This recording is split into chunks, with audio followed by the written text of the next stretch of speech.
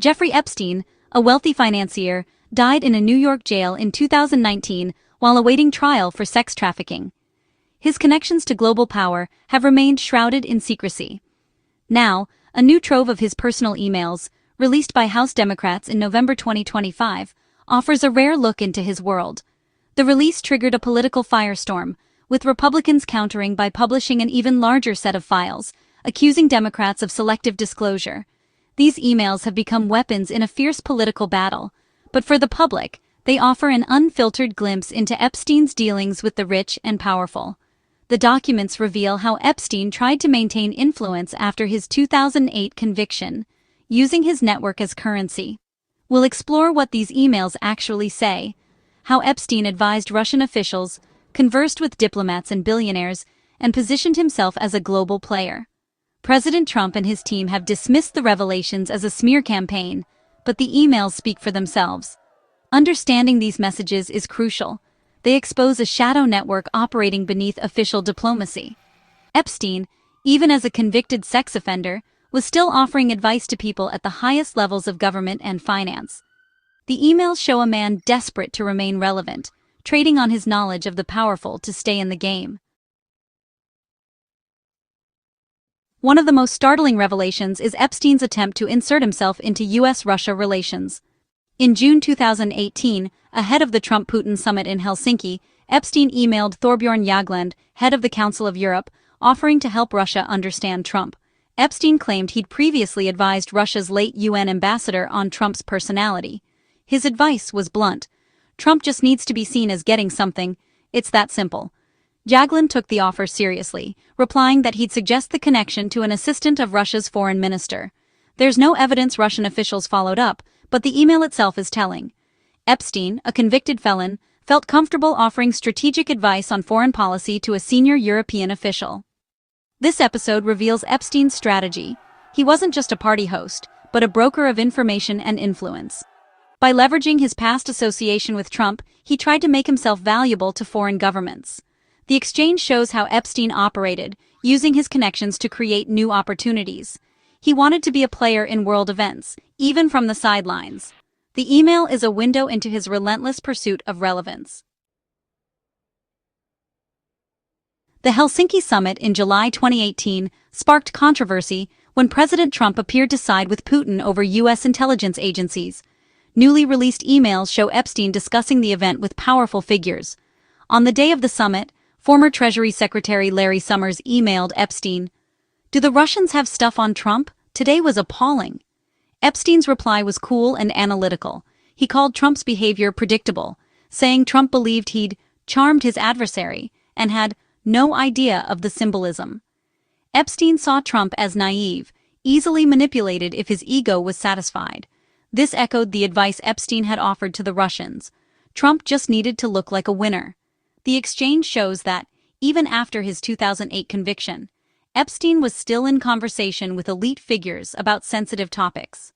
Summers turned to Epstein to share frustrations about the president, indicating Epstein's continued place in elite circles. Epstein positioned himself as someone who understood Trump's mind, a valuable asset in his network. Whether his analysis was accurate or not, Epstein used it to reinforce his value among the powerful.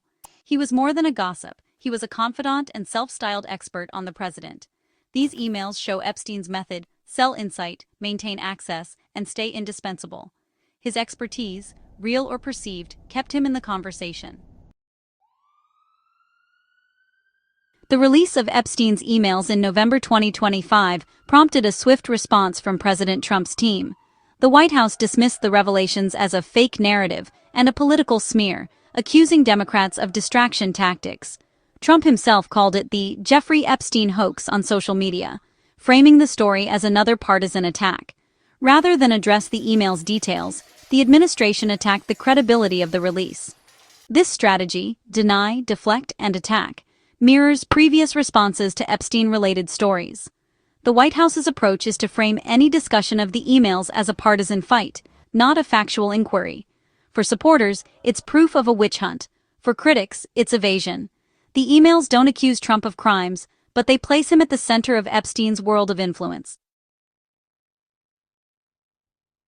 The emails reveal Epstein's vast international network, far beyond his ties to Trump. He positioned himself as a master connector, bridging politics, finance, and power across continents. Epstein advised Steve Bannon on building influence in Europe, even offering to arrange meetings with foreign leaders. He communicated with Middle Eastern figures, like UAE businessman Sultan Ahmed bin Sulayem, who sought Epstein's advice on attending Trump's inauguration. Epstein acted as a gatekeeper to the new administration, selling access and the perception of access. His value was in knowing everyone. Personal connections were his currency. Whether arranging meetings or giving advice, his goal was always to reinforce his own importance. The emails show a man constantly working to keep his name synonymous with influence. Even as his reputation crumbled, Epstein worked the phones and emails to stay relevant. Epstein's emails show a notable connection to Saudi Arabia's leadership. In December 2016, he boasted to billionaire Tom Pritzker about a lavish gift, a tent, from Mohammed bin Salman, soon to be crown prince. The timing was key. Foreign leaders were scrambling to build ties with the incoming Trump administration. By claiming a direct line to MBS, Epstein advertised his value as a bridge to Saudi power. The tent symbolized his supposed access and influence in the Middle East. Whether true or exaggerated, Epstein used such claims to manage his image and maintain his status. In the high-stakes world of global politics, being seen as a friend of MBS was a valuable asset. Epstein's emails reveal his efforts to shape European politics. Thorbjorn Jagland, head of the Council of Europe, asked Epstein for insight on Trump and American society. This shows that even after his conviction, Epstein was seen as a credible source by top European officials. Epstein marketed himself as an expert on Trump, leveraging his acquaintance for legitimacy. He also advised Steve Bannon on building a populist movement in Europe, offering to arrange meetings with key leaders.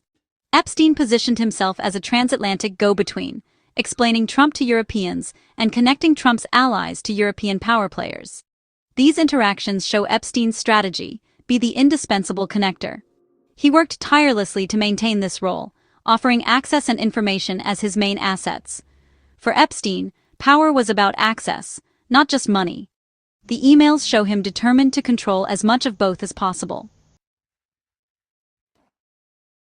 Some emails contain disturbing claims about Epstein's sex crimes and what Trump may have known. In a 2019 email to author Michael Wolff, Epstein claimed, "Of course, Trump knew about the girls as he asked Ghislaine to stop." The claim is unverified and comes from Epstein himself, a known manipulator.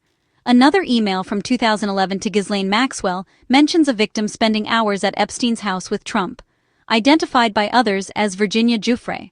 Giuffre has never accused Trump of wrongdoing, but the email places him close to Epstein's world. These claims remain unproven, but Epstein saw his alleged knowledge of Trump as a powerful tool. In his final days, what Epstein knew, or claimed to know, was his last currency. The release of Epstein's emails peels back another layer of his secretive world. The documents confirm Epstein's tireless efforts to position himself as a global influencer, trading on proximity to power. He offered insights to European officials, cultivated relationships with billionaires and royalty, and maintained relevance long after his reputation was shattered. The emails show a man determined to stay in the game, using one connection to gain another. Yet, many questions remain unanswered.